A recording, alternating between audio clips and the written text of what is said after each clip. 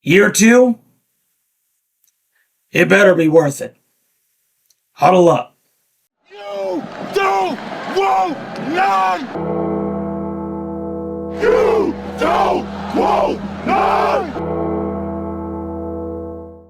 What's going on, Tar Heel Nation? It is your favorite North Carolinian, Russ, the Tar Heel, and welcome to the reaction video, Carolina Duke 2025, man. And the Heels drop their second straight to the Duke Blue Devils in Chapel Hill. And the victory bell still is covered in graffiti. And first and foremost, I got to say this, man. That was a classic Carolina Duke game. It seems like no matter how bad or good these teams are, it's always neck and neck. It's always to the wire. It's always a really good stinking football game. I never understood it.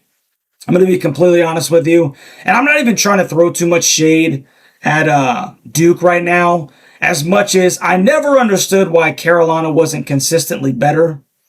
And I never understood why they couldn't just always blow the doors off of a school like Duke. Duke should never be good at football. And Carolina should never just be terrible at football. I feel like that's almost an understood you, but it's not what we actually see, day to day. And once again, man, it all boils down to, at the end of the day, man, just outclassed, outplayed, outcoached.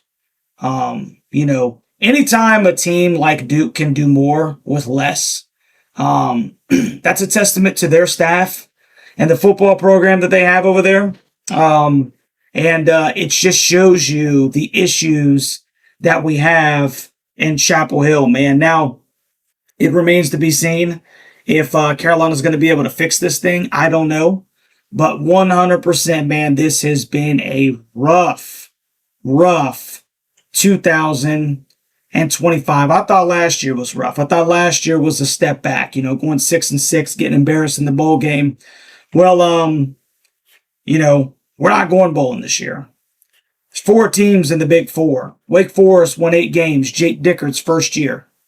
How in the hell has he taken that Demon Deacon team and won 8 games with probably the worst talent pool in the Big Four? Duke is now 6-5. State beat Florida State yesterday. They're 6-5. And here we are, the flagship, right? And all we got to look forward to is a trip to Raleigh to, in some way, shape, or form, maybe play spoiler. It's crazy, man, how this thing stinking turned out, bro. Let's get over here to the stats real quick. Gio Lopez did probably play his best game of the season. I will give him this, okay?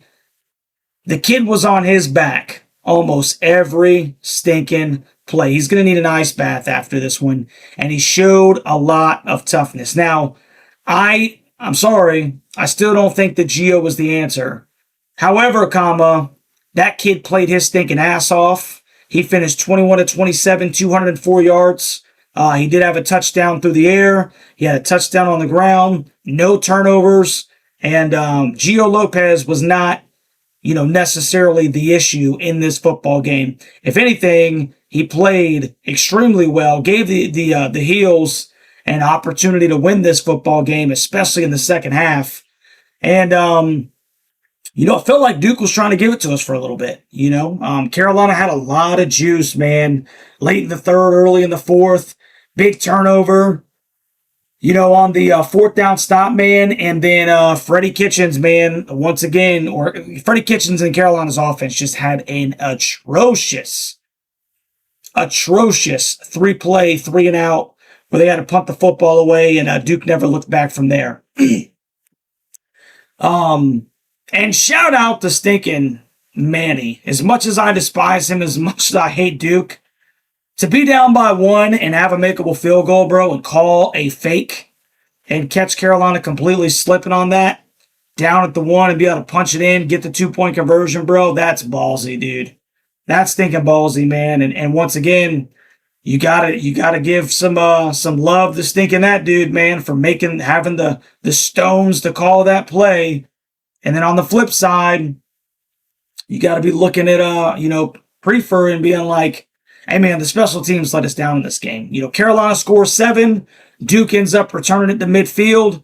They get a short field for their offense. They end up stinking getting 7 themselves. It was huge that Carolina could go up 7-0. Well, special teams let us down. Defense let us down. 7-7. Duke gets a stop. Carolina, can't do anything with the football. And Duke goes down and they score again 14-7. End up taking a 17-10 lead into the half. And, maybe should have been 13-13, something like that. 13-14, actually maybe Carolina, just because of some ridiculous decisions in the end of that first half. But Carolina came out blazing, man, in the second. Came out blazing, had all the juice in the world. Like I said, until that 4th down stop and that just atrocious offensive sequence, man, right after that. And, Carolina punts it away and Duke never looks back, bro. And they make the stinking huge special teams play. Special teams and defense, was not very crisp in this game. And we just got absolutely outcoached, man. Only gave up 352 yards of total offense. Excuse me. But another thing was just the lack of discipline. Some of it was, I thought, there was a couple of calls. I'm not going to put this one on the refs, okay? Not going to put this one on the refs. Not going to do that. I think a lot of this was self-inflicted. Carolina had 12 penalties, 103 yards. A lot of them were unsportsmanlike. So I don't know if I've ever seen so many unsportsmanlike penalties in a football game. And for Duke to only have 3 penalties for 27 yards and Carolina to have 12 for 103, that is an issue. That's almost 75 yards of disparity here. That's undisciplined football. What did we think when Bill came to the team? We thought, oh, discipline. That's undisciplined. That's unacceptable. 75 daggum yards, man, could and very well may have been the difference in the game. Duke dominated us in time of possession, 36-24. And despite that, Carolina still had their opportunities, man. This is a tough one, bro. This is an absolute tough one because not only did we lose to Wake, it's first year Bill Belichick. Jake Dickert, it was his first year too. The Deeks are 8-3, 8-3 with the worst talent pool in the Big Four. And then State beats Florida State. They get bowl eligible. Duke beats us at our house to be bowl eligible.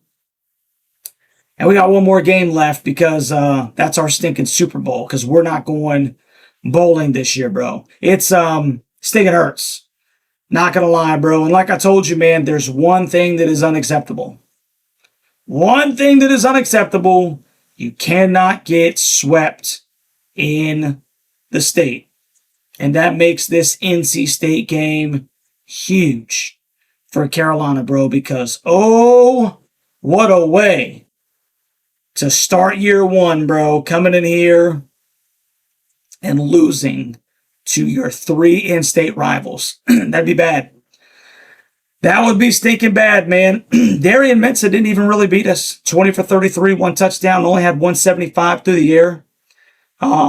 It's just poor defense, poor special teams, lack of discipline with the penalties.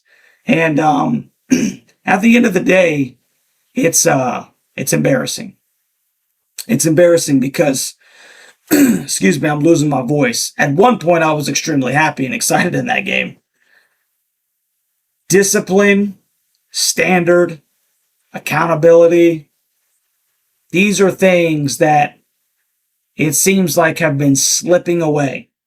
And Bill Belichick has got to do something to fix it because this is not what we stinking expected at all.